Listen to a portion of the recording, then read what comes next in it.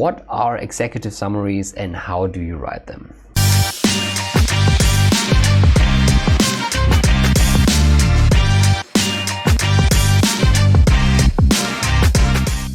Hi everyone, my name is Johannes. I'm a strategy consultant, and on this channel I share my thoughts, learnings and experiences about consulting, business and mindset.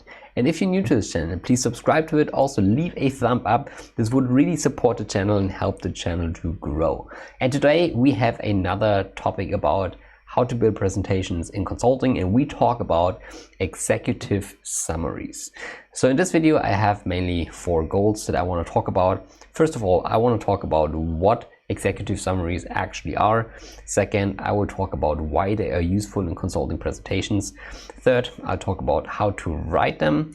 And fourth, we will take a look at a practical example of a BCG presentation.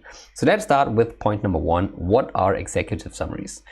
So in most presentations, an executive summary is one page in your consulting deck that summarizes the content of your presentation in one page. Typically, this page is at the beginning of each presentation, and usually you have very simple bullet slides. So you just have the content of your presentation summarized in one slide by using bullet points. If you have a larger presentation, then sometimes it's not only one slide, but there are several slides. This is also possible, but in most cases, one slide should be enough.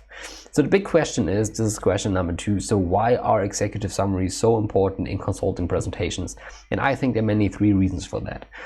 First of all, you apply a principle that we call in consulting top-down communication, and this means that you start with the key message first and then break down each argument. So this means that the first page is the key message, the key story of the presentation, and after that in each chapter you will talk about all of the details. And this has several advantages.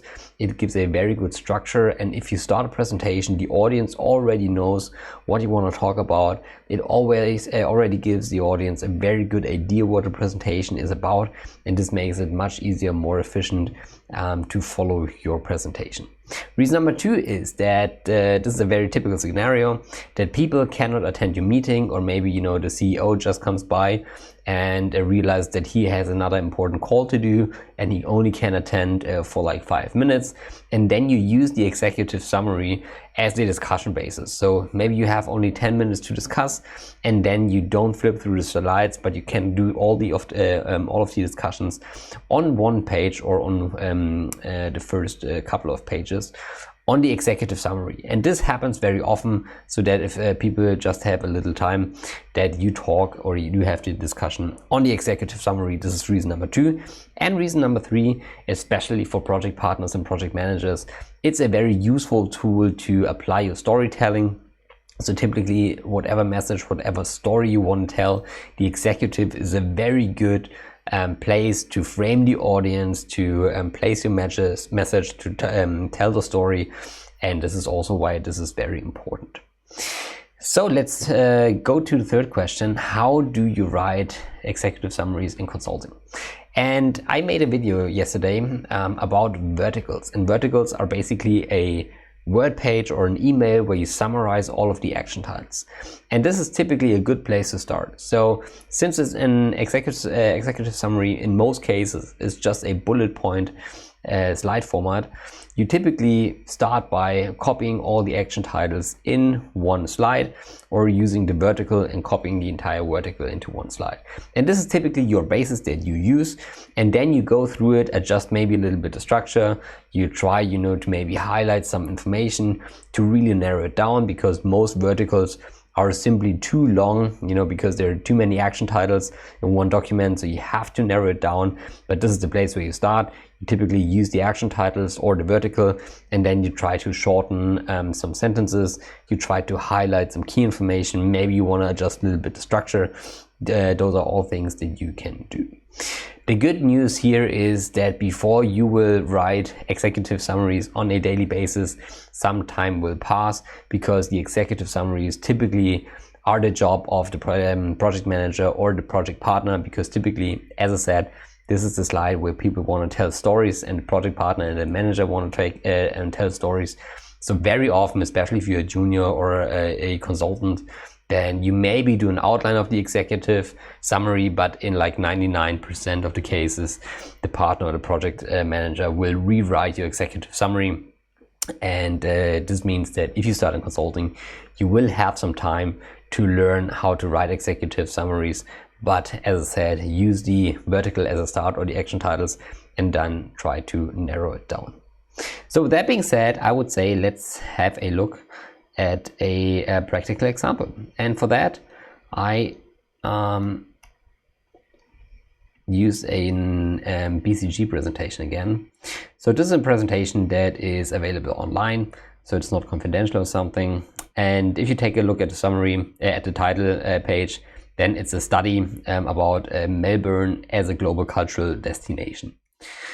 Then they had a note to the reader. This is not important. And here you see the outline. And this is what you typically see in consulting. So you have the executive summary at the beginning, and then you have all of the slide content, all of the chapters in the rest of the presentation. And at the end, you talk about the next steps. But the executive summary is typically at the very beginning of such presentations. And then if we take a look at the executive summaries, here we have 3 pages. So this is pretty long. And okay, they say 3 pages, but it's only 2 pages, to be honest. So this means that they summarize the entire text, the entire executive summary on 2 slides. And here you see exactly what I mean. Okay, so those are typically slides. They don't look very nice. This is just a bullet point format, very simple, very plain. But here you summarize the story. And what they do here is that they structure it by the chapters, probably. So the bold line is always the main message. And then in the bullets, they have some more detailed key information. And this is how a typical management summary could look like. Of course, in this case, they have a lot of footnotes. You know, for my taste, it's a little bit too crowded, the slide. I would probably use a little bit less bullet points, but you know, this is just my personal style. And this is what a executive summary could typically look like. Good. So with that being said, I hope this brought value to you. Of course, I'm interested if you already had some experiences with executive summaries. If you have any questions or experiences you want to share, then please write it in the comments. If this brought value, then please don't forget to subscribe to the channel and ring the bell. This would really support the channel, and I would be very grateful. And with that being said, I wish you a very successful day. Hope to talk to you soon. Goodbye, Johannes.